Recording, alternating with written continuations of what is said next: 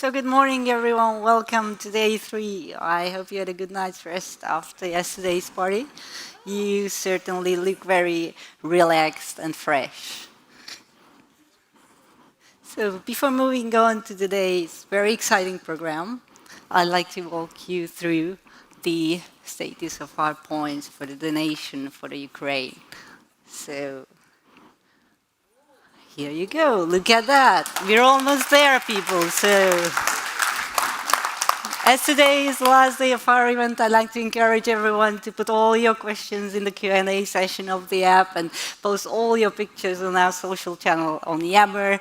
We were certainly missing some photos from yesterday, so I'm pretty sure you have those the party pictures. So just go ahead and do that. Look at that. We've got €1,000, $1,000 already for the CSR event. We made that target, so let's top up these jars. Each and every bar on this chart means $1,000 for the Ukraine, so don't be shy. And now, moving on to today's program. First, I'd like to welcome our business partners who joined us for the innovation sessions.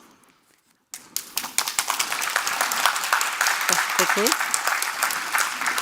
And we will start with the innovation topic today. I'd like to introduce you our keynote speaker, who is a healthcare futurist, driven by the aim to make healthcare delightful, personalized, and preventive. And he'll show us how we can create a world where we get sick no more. So please welcome Koen Kas on stage.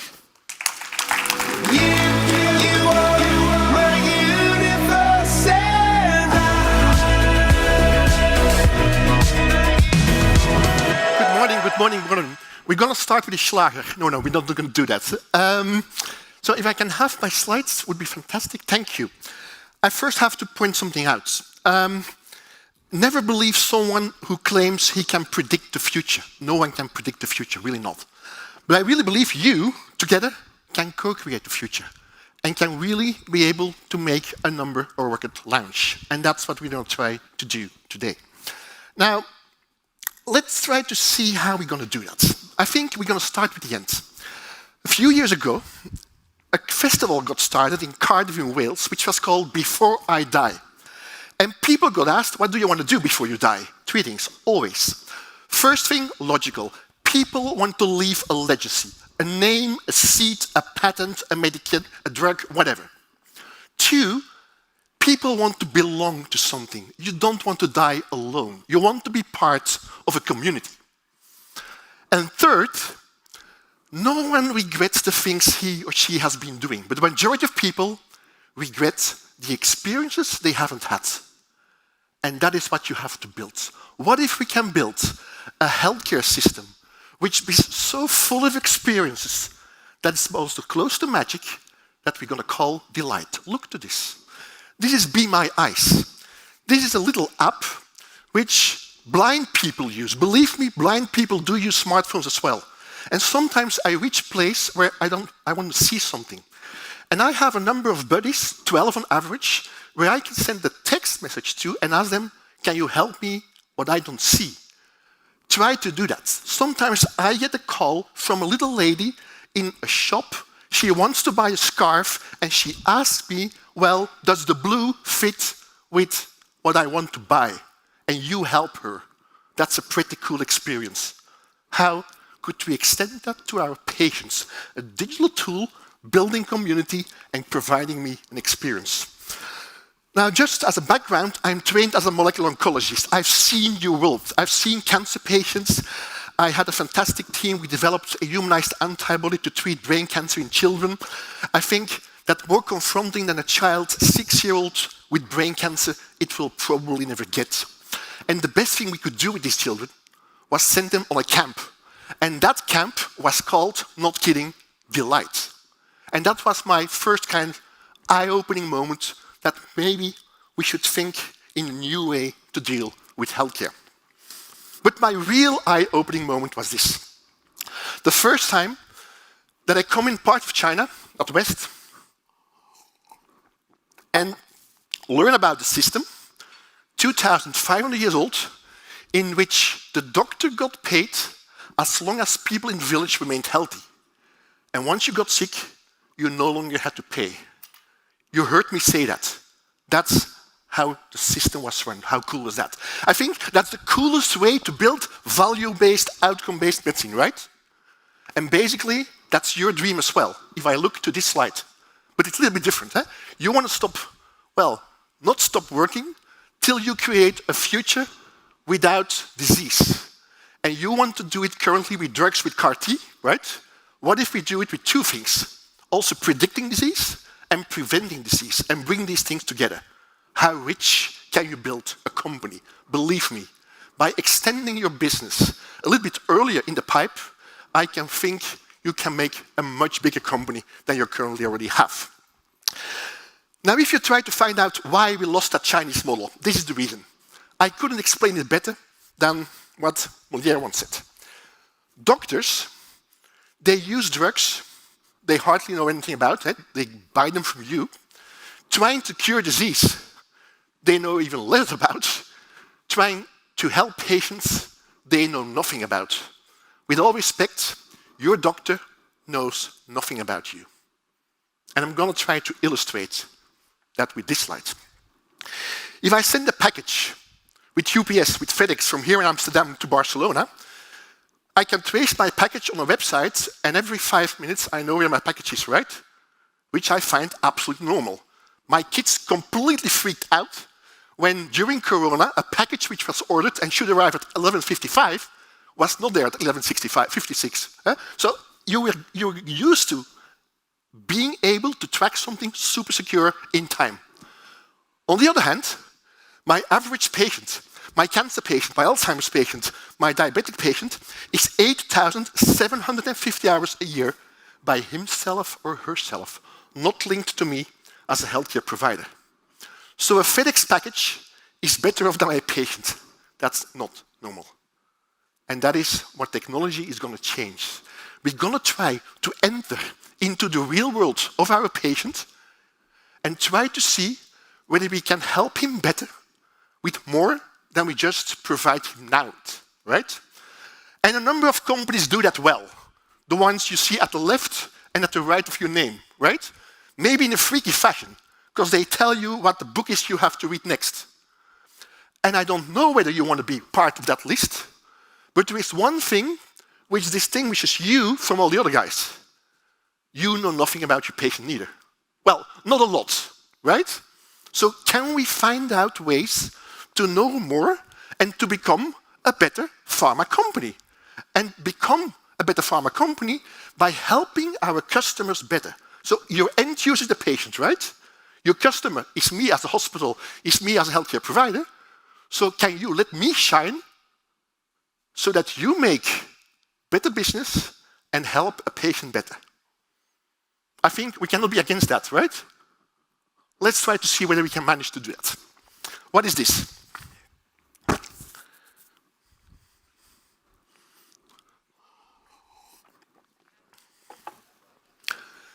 Google Street View. So Google is currently walking with camels in every desert to make pictures and to put deserts on Google Maps. There is a reason to do that. Let me take it one step further. What do you do if you want to buy solar panels for your house? What do you want to find out? Whether it makes sense, right? This is Google Street View as well. Google knows exactly where my house is on the planet. It's here. And I get 1,800 hours of sunshine bomb on my roof. And then Google added one layer. They added one algorithm which allows me to calculate the size of my roof, which is a number, 2. The division of these two numbers tells me how much I save, right? So by simply adding one algorithm to a data layer, they made a new service. Look to this. This is Google Street View, Google Maps as well. This is me in a wheelchair. There is a number of places I cannot reach, well, I couldn't reach in the past because disabled people cannot get there. No longer. If there is a new spot on the planet where I can get, I can leave a drop on Google Maps, and all of a sudden, patients, they make a new service for patients. How cool is that? So Google just provides the background, the backbone. So my question to you is, could you provide me a backbone where I, as a patient, can start putting pins on. So you'll learn from me on a platform you built. I'm still with you? Yeah, right? Okay. So how do you find out how to work with patients? This is finding Wally, right? Do you see him? It's here. Look to this. This is a patient sitting in a chair watching the ceiling, and it's his idea to say, well, why are ceilings so boring? And he made lamps. Well, he came up with the idea to make lamps which are Wally lamps. That's pretty cool. That's a solution built by patients because the patient solved a friction, right? But sometimes that is even not good enough.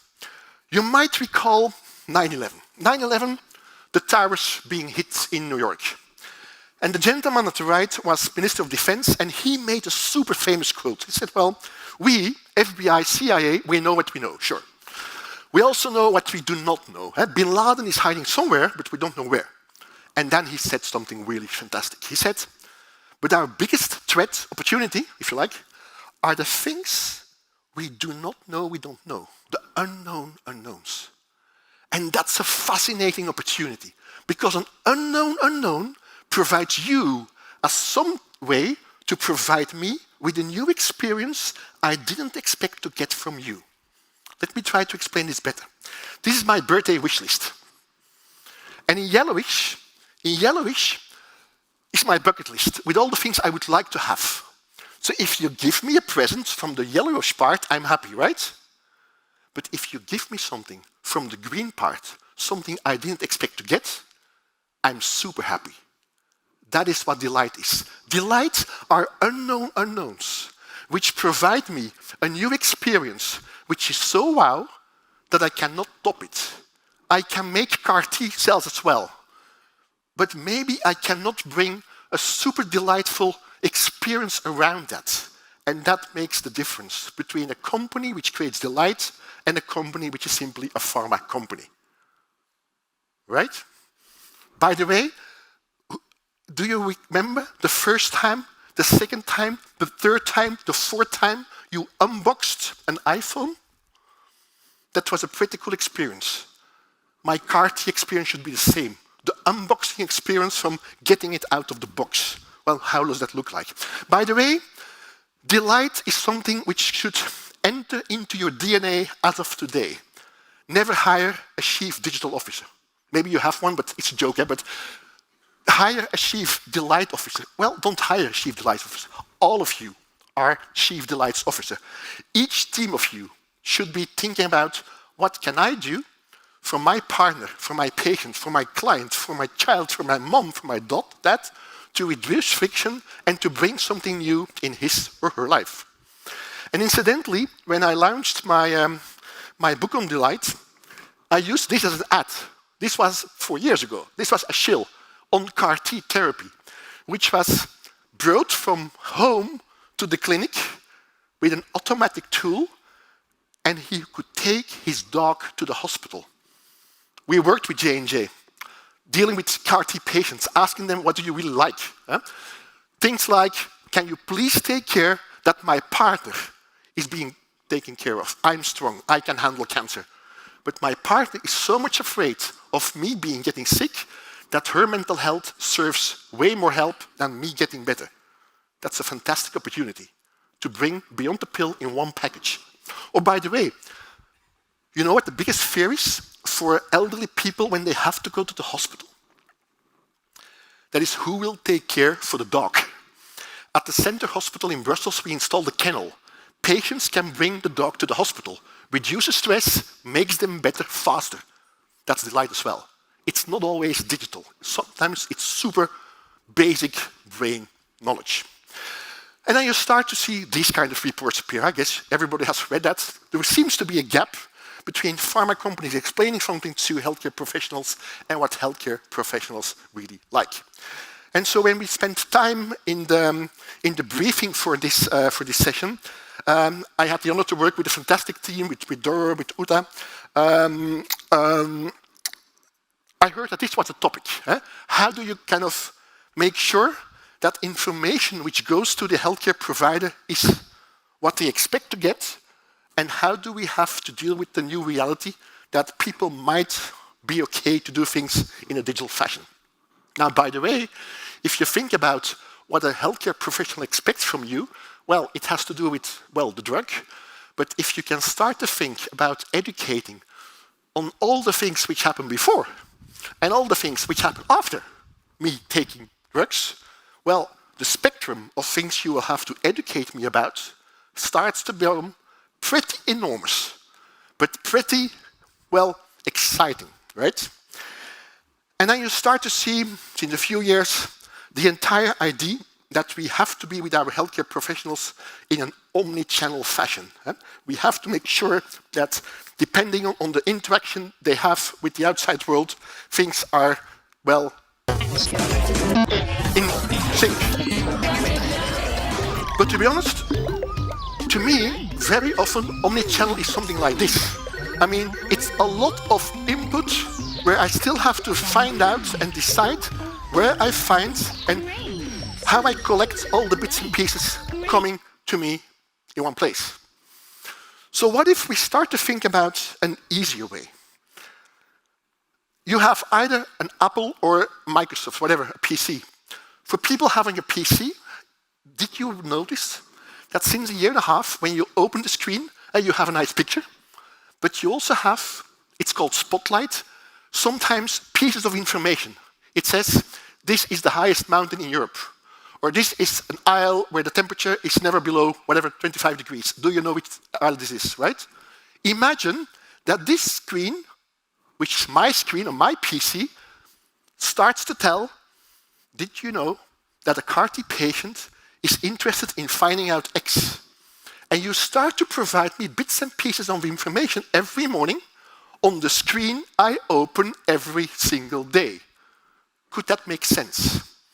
Or could this make sense? This is the most used app amongst physicians. It's called Figure One. And Figure One is simply an app which was launched to make a picture from my rash, to send it to my colleague doctor and ask him, can you confirm that I think this is simply eczema? It was kind of a WeChat or WhatsApp for doctors. And it started to become an encyclopedia of information where doctors said, wow, if I'm not sure about something, where shall I find it? Maybe on Figure One. So they became, out of an interaction tool, one of the biggest databases of medical knowledge. A super simple app. And then comes a company like Novartis saying 2 weeks ago, well, we're going to try to make some Netflix thing for doctors. But bear with me, this is far, far, far away from what even Netflix is. So park that for a second, right? But the point I want to make is the following. 2 points. You know that people no longer need to go to school to get education. People find online courses like this one, Coursera. And you find 1 billion people, which maybe don't have schools, but learn what they have to learn online. This is a course which was launched when that virus entered the world, and you got taught to do COVID tracing in an online digital course. The point I want to make, that was one spot. That was not omni-channel. Coursera was the place I got taught to do that, right? Who's heard about masterclass already? You hear me come. What is G&G on masterclass? This is masterclass. If I want to learn to cook, I go to masterclass. Who's my teacher? Blumenthal, or another famous cook, Jamie Oliver. If I want to learn to write music, who's my teacher? Metallica. What can I learn from you? How exciting would it be that you give the CAR-T masterclass, you give them CAR-T masterclass, one spot only. It's no push, it's pull. How cool would that be? I'm still with you, eh? You're best in class in things. So try to be unique so that you bring people together to that one place and make it so exciting that I get interested. And I know you're doing these things, But the fact that educating me can be done in new visual ways, I think is something really to invest on. If I'm a cancer patient and the doctor tells me the big C, after 6 seconds, I'm really blanking out. And he keeps on telling for 3 minutes what is going to happen, that I will go to a clinic and blah, blah, blah. I cannot even digest these things. But I will have time when I come home, maybe next week, to digest this information. How does the information package look like, which you provide me as a patient, as a doctor, for me as a partner, where you can make sure that all the things I should know are there to digest when I'm ready for it, when it's time to do this. And yes, it's for me as a patient, but also for your doctor. This is level X. This is the first game platform where healthcare professionals can learn new digital tools, and they can get rewards if they do that well. I live in a country, in Belgium, where 2 weeks ago we had an amazing event in one of the largest sports venues. We had an event where 16,000 gamers came together to watch people game. It looked like this. It looks like this, well, a little bit bigger. How cool would it be that the healthcare professionals you work with, they show how they operate. They show how good they are. And they teach each other, well, while others can watch. Not just me as a doctor, not just me as someone interested in, but we start to think about healthcare as something so spectacular that maybe as a patient I watch this basically as my future doctor practicing the coolest new tool he will apply in 5 years' time in my life. And for that reason, I really believe that we should start to think about being present, not just in the physical world, but start to be thinking about, can we be present into a virtual world, which we're going to call the metaverse, where you start to see the first glimpses of. And I'm going to show a real exciting one in a second. But we start to see things like games, the Sims, which all of a sudden are teaching gamers that sometimes it's time to relax. And you have to take your game kind of avatars into a wellness room. And before you can keep on playing, you have to learn what mindfulness means, what yoga means. That cutting your nails, well, letting someone cut your nails, brings you some rest. That's not something you need to do in the physical world. Maybe you can teach me that into a virtual world. And therefore, and I guess you've already been looking into that, we're going to see the launch of the mall pretty soon. The mall will be a 15-floor kind of virtual world where you have Gucci and where you have Rolls-Royce and where I do expect to see J&J as well. What are the services which you offer me in that kind of virtual space, and why should you? I think the reason why you should is this. There is a lot of things I'm willing to talk about. I'm diabetic, okay, I tell you. I got cancer, I tell that to my friends as well. But you know what is super hard to tell? That sometimes I have dark thoughts. I have fears. I'm anxious. Mental issues are super hard to convey to people. I don't even tell it to my wife, that I sometimes think about.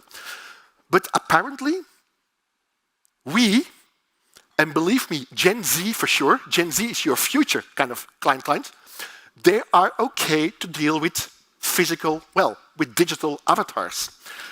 And so one of the first digital therapeutics which entered the market just a few months ago, called Endeavor, is a game, it's like playing Roblox, to treat little boys and girls with attention deficit disorder by playing a game into the metaverse. Since last week, it became part of Roblox, it will become part of Minecraft. So we're going to see the first games, digital therapeutics, FDA approved, entering into a digital world. So it's almost kind of obvious that we will start to do these things as well. And I think that is the perfect introduction to really explain why I believe that we can go back to the Chinese doctor and that we really have the tools at hand to start building together bits and pieces to basically clone that Chinese doctor who was 24/7 with me into a digital version, into what I'm going to call a digital twin.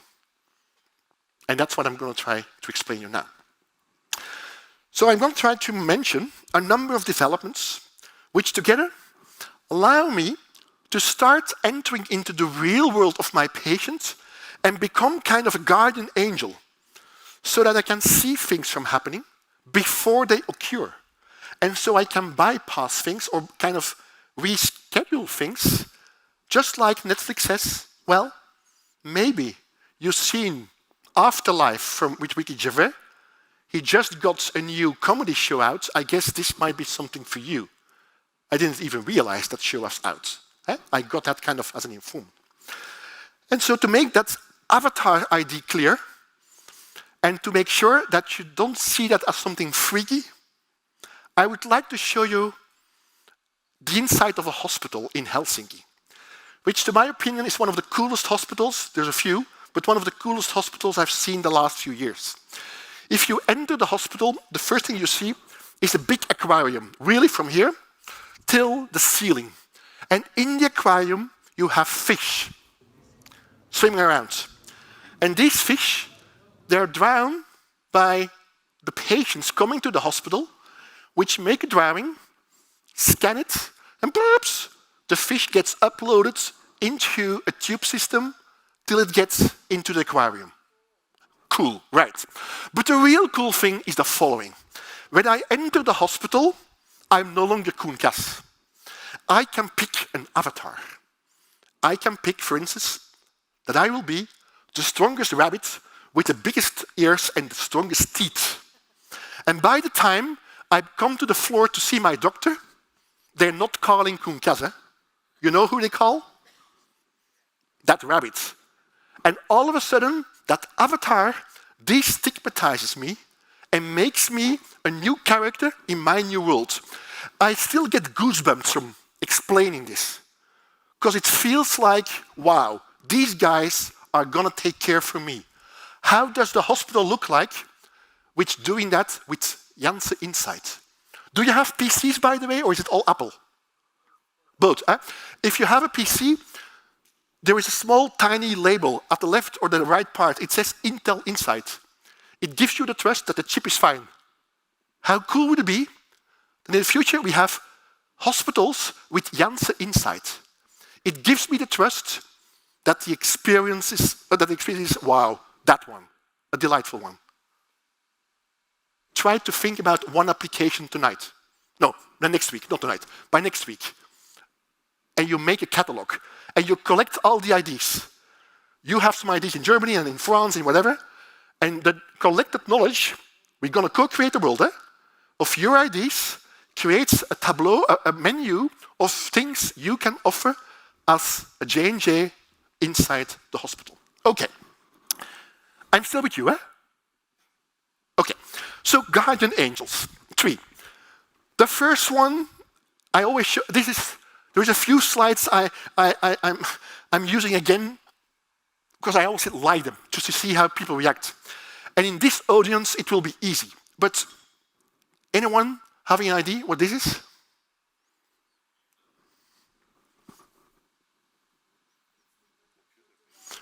It's a hard disk from IBM, 1954. It required a plane to get transported, right? The hard disk in your smartphone is 1 billion times smaller, cheaper, more powerful. Until a few years ago, that was the most impressive technological endeavor built by men and women. The increase in computer power every 18 months with 100%, no longer so. The most impressive technological feat built by men, women, is our ability to identify our human genome, our DNA inside, no longer for $3 billion in something like 10 years, but we can do that now for €750 in 3 hours with the device you see here at the right. This one. The question is not so much when will that happen and who will pay for that.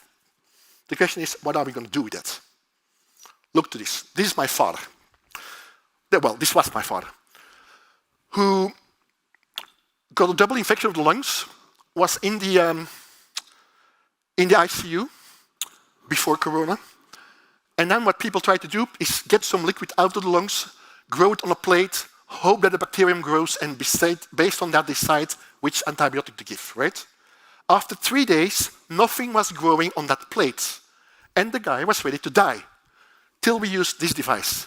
And we sequenced the liquids in the lung, identified every bacterium, every virus ever seen before, compared against the database from every bacteria ever seen before, and in 3 hours' time, we got the right antibiotic. That's from 3 days to die to 3 hours to treat. That's better, right? But not good enough, because he got sick in the first place, right? And so this is next level.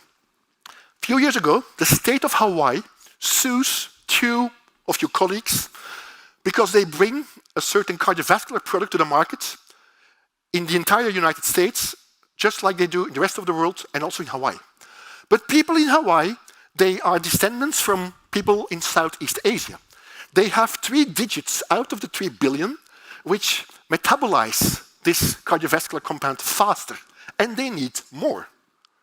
And so, basically, the pharma company had to adopt the prescription based on the genetic profile of someone coming from Hawaii. If I would prescribe that drug to my patient, not knowing his genomic profile, there is 6% chance that he's not leaving my ER because I'm dosing too high or too little. So it sounds a pipe dream, but this is really going to happen. This is the first compound drug, which is 3D printed, which I can really adapt to my genetic profile, make the concentration a little bit higher or a bit lower. If we're going to do that, then we start to be able to really think about what personalized medicine could really be. And then you start to see these things. These are already a few years old. Websites which allow me, as a cancer patient, which got to know which mutation I have, well, to find your trial. You don't have to find me. Just like in a Google search, I can type in, I have whatever, colon cancer with the BRAF mutation, who is running trials on that? That one you know. But look to this. This is the state of Singapore. Singapore has launched OncoShot.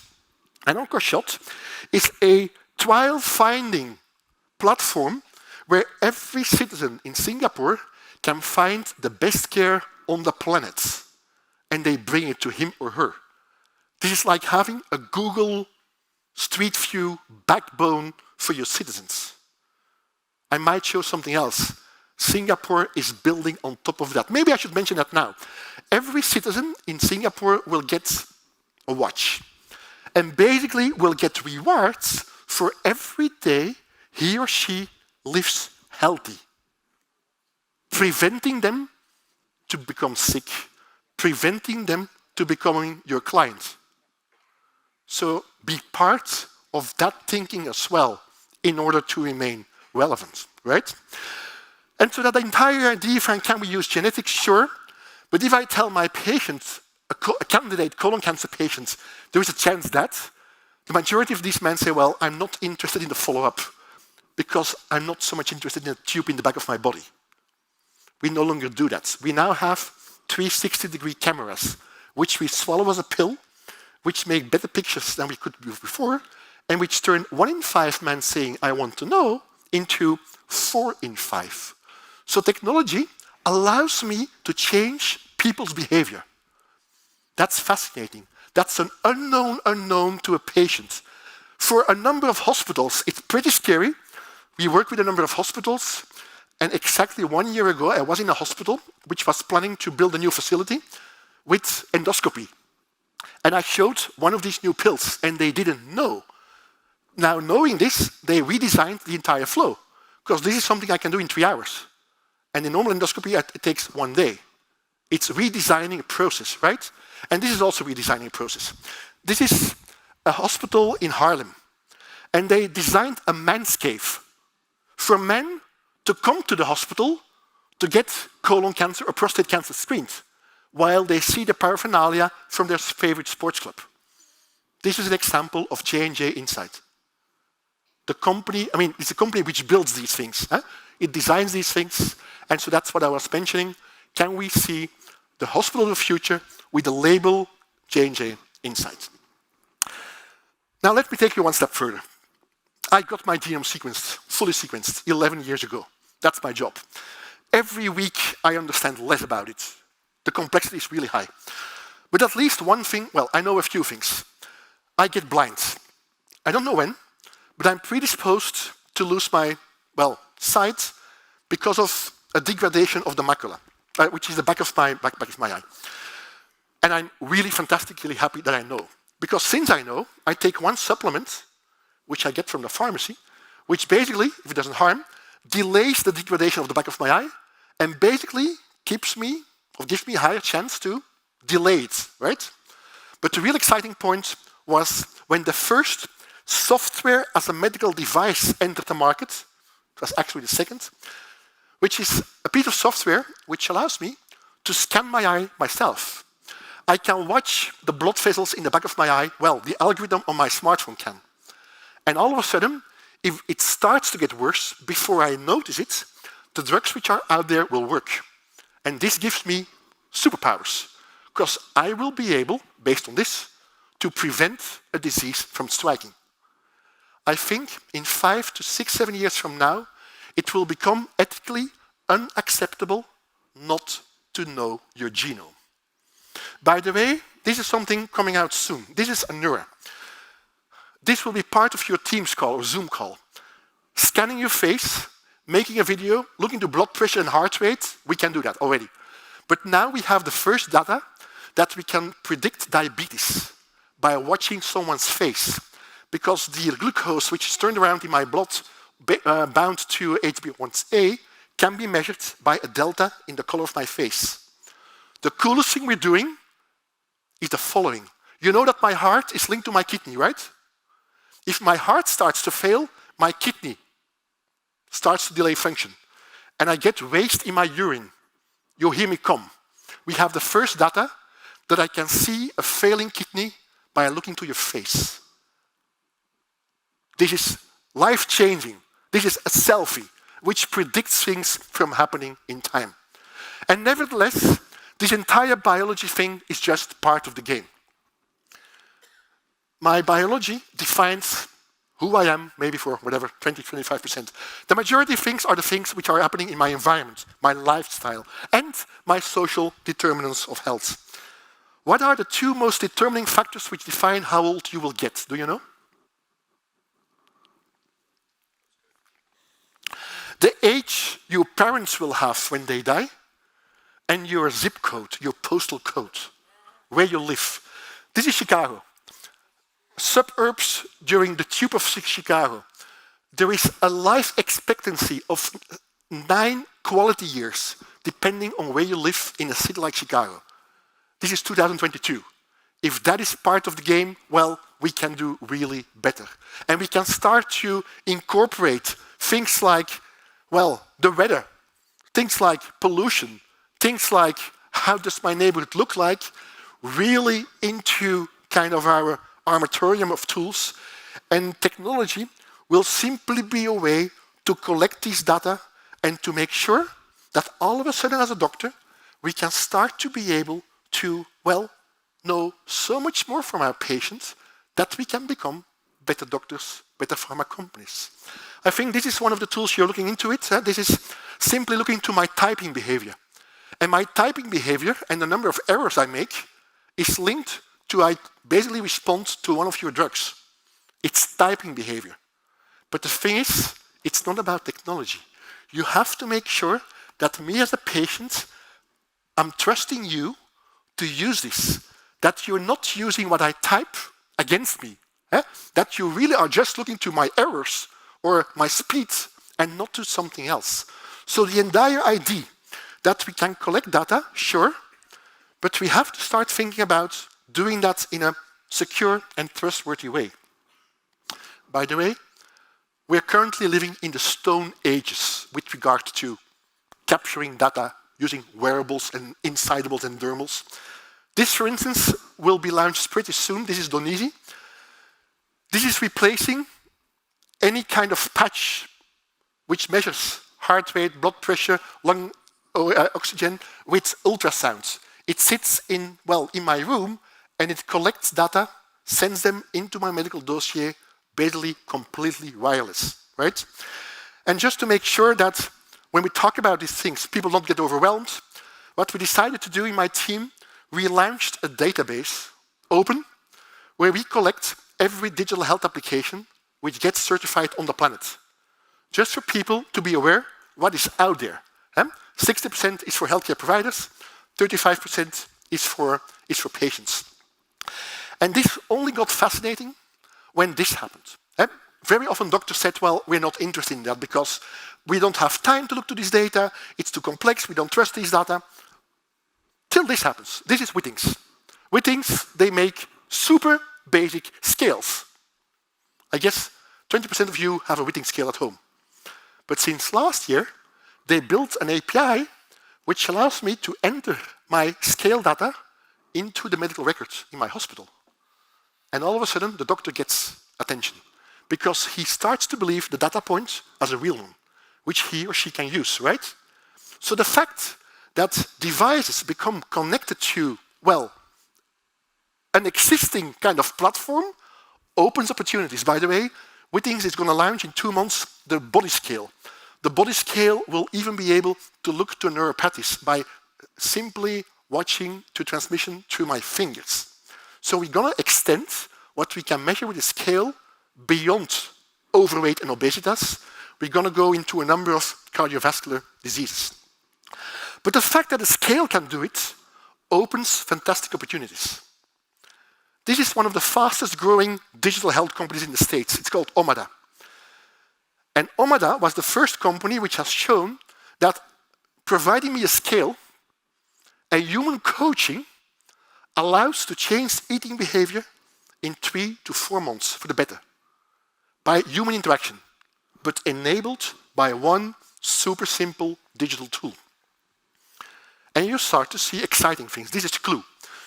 Clue has made an algorithm which looks to the movement of my wrist. And this is coffee. This is espresso. This is a pint. They can tell, based on my wrist movement, what I'm drinking. Medtronic acquired the company. Why? Because they want to enter into the life of diabetic patients, no longer with just machines, but also with lifestyle advice. This data point gives me a way for someone who wants to be helped to get help. And this is a cool one. This is one of the first tools where I can go to a restaurant, I scan my menu, and in augmented reality, I see the plates which are not for me. Because they contain whatever gluten or you see my point, eh?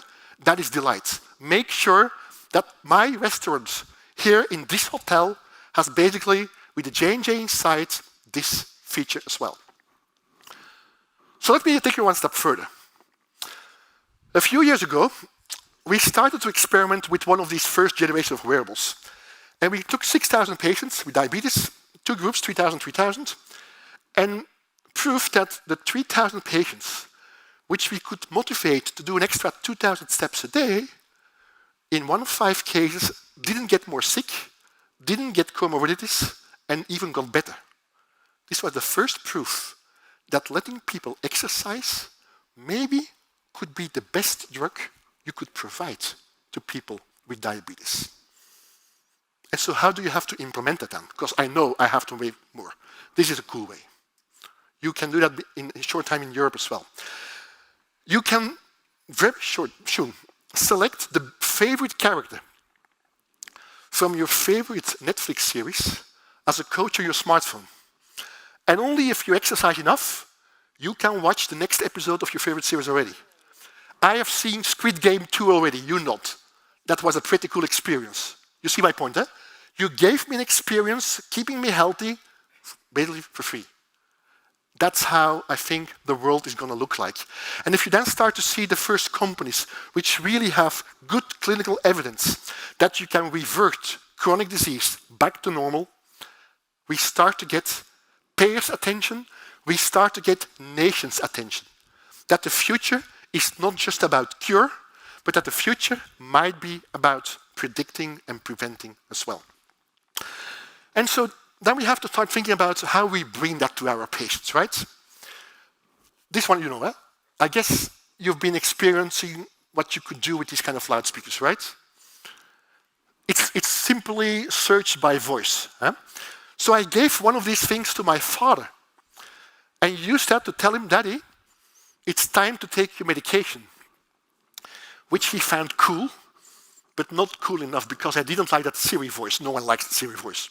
So he scouted for a piece of technology, Lyrebird, and Lyrebird allows me to talk to my computer for 2 minutes, and after 2 minutes I can type whatever I like, which gets pronounced with my voice, which we combined on the loudspeaker.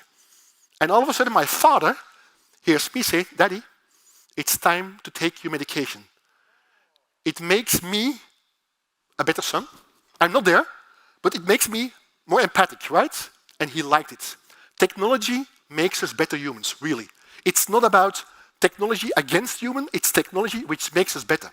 And just like I mentioned earlier, a number of things I think we can only do at this point in time with technology. Download this little gentleman, this he or she tonight. This is Woobot. This is my Psy. If I am anxious, he, she gets me through it, really. And by the way, we're now playing with a company in New Zealand. They're called Soul Machines to really make, well, people who I trust, but in digital versions, which I can take here. This is what I promised you to do. This is Virgins. This is, well, one of the first cool examples of what I think the metaverse is going to look like. For instance, we work together. You are my Psy. You are my colleague patient. We're going to go together as avatars to a scenery we built. I like going to museums. That's the museum we built. And so we're going to walk in this kind of room next to each other, and we're going to see there's paintings here, right? And this is the painting. And we're standing here in front, and you're saying, well, wow, that painting, whew, this gives me the strength that whatever happens in the outside world, I'm protected. I like that painting. I click, it's on OpenSea, I download this as an NFT, and a piece of art becomes part of my healing. This comes from a given artist who can say, well, I made a piece of art uniquely for Koen. This is, I think, a way where we can start to think about the entire process of building CAR-Ts to dissect in units where every unit of that process becomes an NFT, a little piece with a digital kind of signature which is unique to me as your patient. And so in this world, you might argue that if we're going to be able to generate more data, which makes us more wise, then at least we will have the power to anticipate things from happening. And if we can anticipate things from happening, I believe we can delete the biggest friction in sick care which there is, which is getting sick in the first place. Now I hear you think, well, whoa. How on earth are we going to deal with privacy? With ethics, can my child still be handicapped? So that you're not coming to my cradle and say, well, your child is handicapped, you should have known that. I mean, let's park that, but the privacy part, right. Today is Wednesday, yeah. Who is willing to tell me where you will be Saturday afternoon at 3 o'clock? Raise hands. This is, okay, 3, 4. This is the 5, yeah, okay. This is the lowest number ever. This is pretty scary. This is not even 10%. The majority of you thinks it's none of your business, right? Well, who of you went to Disneyland before Corona in the States? Anyone? Before you go to Disneyland, you get a box sent home, this box, with magic bands. Real, yeah? It's everything you've seen is real, by the way. Magic bands. Magic bands, my name, the name of my partner, the name of my kids. I start wearing the band, enter the park, and I don't have to pay. That's the product. Free entrance. I mean, wireless payments. That's the product. But you know what I hate when I go to Disneyland? That's waiting 45 minutes in line in front of Avatar with my kids, not nice. 5 minutes before 3 o'clock, that band tells me, if you leave now from where you are to Avatar, there is no line. That's a pretty cool service. I'm willing to give up a data point, my location, on a square meter at 3 o'clock to get that in return, right? That's my point. A patient is willing to share something with you if he or she gets something in return. But the real cool thing is we entered the park. When we entered the park, my wife got flowers. Would it have been a problem if she would not have received flowers? No. But the flowers we will never forget. By the way, we stayed there for a night. The flowers went into the room. Why did we get the flowers? My wife's birthday is the 4th of September. We came there the weekend of the 4th of September. I had filled in a form with the birthdays of my kids and my wife. They used a data point I didn't endorse them for, but I could live with that. You see my point? Don't forget that. The world is really, it's not about privacy. This is my mother in China. I mean, in Japan. Well, this would be my mother in Japan. She got Alzheimer's. But if she leaves her service home, she gets lost. But she gets a belt, which is an air belt. And when she falls, it blows. But she's tracked 24/7. They love that. I mean, the children love it as well. 24/7 tracking is fine because you give me a service in return. But for that reason, this needs to be right. I need to trust you, right? This is Airbnb. This guy, last night, he had the keys of my house and basically slept in my bed, which is based on trust, right? 3 million transactions, only 3 times it went wrong. That's 0. So this is how Airbnb looks like. You know Airbnb, huh? Okay, this is Airbnb. This is a little nice town in Belgium. It's Bruges. This is the average price. This is basically how it looks from the inside. And with a few clicks, I do, well, what I need to do. Airbnb has no access to, well, they did no access to bricks and hotels. Now they do, but look to this. That's my point. This is San Francisco. Blue, hotels in San Francisco. Red, Airbnbs in San Francisco. One data platform brought hospitality to an entire city. This is what we're going to do with healthcare as well. We're going to have a number of data platforms where we can build services on so that we can bring healthcare to an entire city.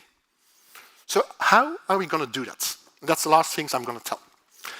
I'm going to use the example of this company, Best Buy. Best Buy basically is a consumer electronics retailer, like Dixon in the UK, MediaMarkt, or MediaMarkt, you know, I guess, or Van den Burg in Belgium. They sell hoovers and scales and vacuum cleaners and smartphones, digital stuff. And so they noticed a few years ago that elderly people entered the store, watched 2 smartphones, never bought one. Too expensive, too complex, I cannot handle that, nothing for me. And they decided to educate a number of their sales guys, 500, to really spend time with me as an elderly. I'm 70. And so I came there, went to see, someone came to me, and took the time to explain what would be or could be in it for me. And people started to buy smartphones. Came home, didn't work, and called Best Buy. And Best Buy, again, spent an hour explaining to me how it could be beneficial for me. In that time, they didn't sell. Well, they built trust, right? Then comes Corona. And people in the US, also independent from Corona, want to stay at home as long as possible, like everywhere on the planet except in Japan. So people started to call Best Buy, Mr. Best Buy. Well, is there no electronics you can use to see whether I can safely stay at home? That I didn't fall. Is there fall detection tools? Can you watch me living? And Best Buy said yes. Best Buy now has a facility of 50 data scientists, people like you, who are running one new facility which watches 250,000 elderly people living independently at home, watched by a guardian angel called Best Buy. 3 months ago, Best Buy acquires this company, Current Health. Current Health sells certified patches on the arm, which measures 7 vitals. All of a sudden, they can run clinical trials in 250,000 elderly people they build trust with. I think you should make a deal with Best Buy. Your next generation clinical trial might occur in my home, right? That's how you build the world. Let others shine and build together, you can further. This is, by the way, LG. LG has a new service now where, just like going to Netflix, I watch channel for me as an elderly to explain how I can live independently myself. Which brings me to my last point. If we're going to have the ability to collect all these data somewhere, what can we do with it and how are we going to do that? Well, this is my city. For people, I don't know whether people from Belgium are sitting in the room, but you can tell from my A that I live in the center of the world, in Antwerp. If you leave, oh, yeah, okay. Yeah, I don't see you, but if you leave Antwerp, you go nowhere. That kind of ID. Huh? If it's Carter Pass 3 in Antwerp, it's 1985 in other cities. So in part of Antwerp, we have an IoT project where we monitor what happens in part of the city. So we know which turbines are on. We know which airlines are crossing the city. We know how many people cross red light, green light. We know the pollen. We know a lot. On top, in my country, it's a little bit weird, but my sick data are collected in a database which is called My Health. This is my genome. These are my brain scans. This is my voice. I can tell, based on my vowel pronunciation, that I'll get Parkinson's in 2 years. This is my social media profile. All these things together, they define who I am as a data point, right? Now again, so what? Well, this is the so what. Imagine you're a car manufacturer, not a drug manufacturer. Before you get a chance to make a new car, you will have to prove on a virtual copy, a digital twin, which is basically made by all the sensor data from building a car yesterday, that you can improve the car, that you can make it better. And only if you can prove it on the virtual model, you will get the resources, the money, the people to actually build the car, right? That's how we do it in Industry 4.0, standard. In 2022, we are finally ready to start building the same with humans. We start to see the first examples of a digital copy of a human, an organ, a cell type, for you now to start using to make your next generation of drugs, not to test on me, but to test on my virtual model. But second, to start become that Chinese doctor who gets trained with all the knowledge he or she should have to keep me healthy. Science fiction? I don't think so. I have the honor to have been guiding a project in Europe called Health EU, where we brought 57 teams together with the technological expertise to build avatars, twins, by 2030, where every European would have his avatar to predict the 5 most common chronic diseases. And so that brings me to my really last point. How are we going to deal with these data? And this is something I'm going to tell you in a pretty unique way, but make a link to your company again. I think on the planet, there's 3 ways to deal with data. In the US, my data go to Facebook, to Google. They built a business model around that, and that's what we get a little bit concerned with, right? In China, my data go to the government, and they decide what I do. And in Europe, we are dreaming already for I don't know how many years that the citizen might be able to decide what happens with his or her own data and provide the citizen with kind of a dashboard. Enters the gentleman who, together with the Belgian, who everybody forgot, invented the internet, Tim Berners-Lee, a guy at MIT, who after a few years started to think, well, is this now it? Or should we kind of rethink the internet? And should we envision, or could we envision a world where data are no longer stored on one place, but really get decentralized?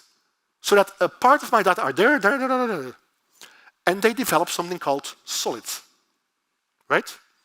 Now, based on Solid, which is an open source toolbox, we now have, in my country, in Belgium, we have decided to start thinking about, can we use that to build a citizen-centric data platform, which we launch specifically to provide every Belgian a personal online data store, a pod, POD pod, where he can decide which data he uploads so that the data belong to him, he, her, and third parties can come knock on the door and say, well, I can help you, I have a service for you.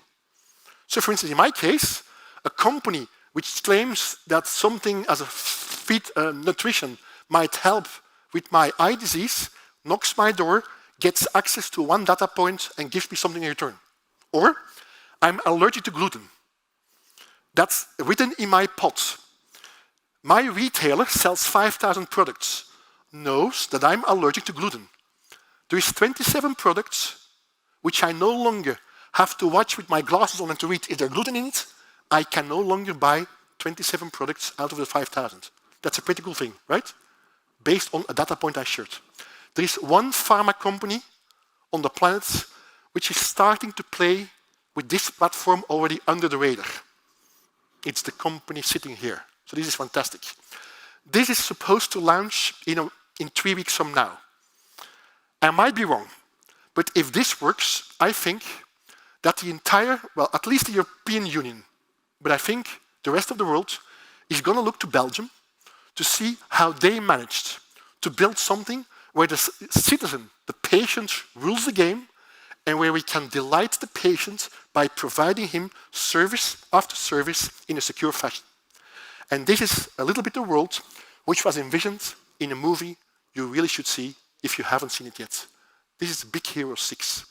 And Big Hero 6 is about 5 friends which get to know a 6th marshmallow inflatable doctor who lives in a small tiny box in my room, and it says Janssen J&J on it. And now and then, ploops, that Baymax comes out and uses all the things I've shown you at the left or at the right to give me one thing, to learn me how I can be a delightful citizen of the world. Thank you so much.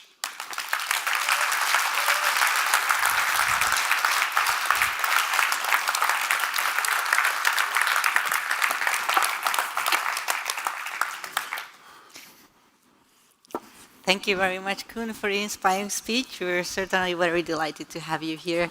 Unfortunately, we don't have time for the Q&A now. Okay. But I hope you can stay with us. Yeah, okay. And I encourage everyone. I hope it was relevant and enough inspiration to say, okay, yeah. Now, no. If I may, one thing. One thing. Under your share is a small envelope with €5 in it. And I have a task for you.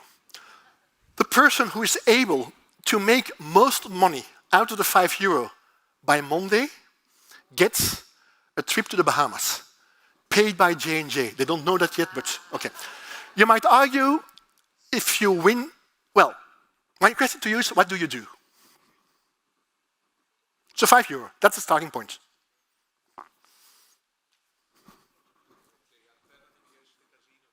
Yeah, indeed, that's a good one. Playing the casino, playing Euro Millions, small chance that you make something, but if you make something, I guess you don't need the trip to the Bahamas. The majority of you thinks about, well, €5, that's 2 bottles of Coke, which I give to my children, I put them in small aliquots, and I ask my children to sell them. And with every sell, I buy more. That's how you're thinking, right? Don't do that. Throw away the €5, burn them. You take a guitar. You go to the center of the place you live, been there, done that. And for 50 minutes, you're going to play the guitar. You will earn €50, even while you never do it down. It's starting from a white page. I hope that that's something you're going to remember today. Thank you so much. Yeah.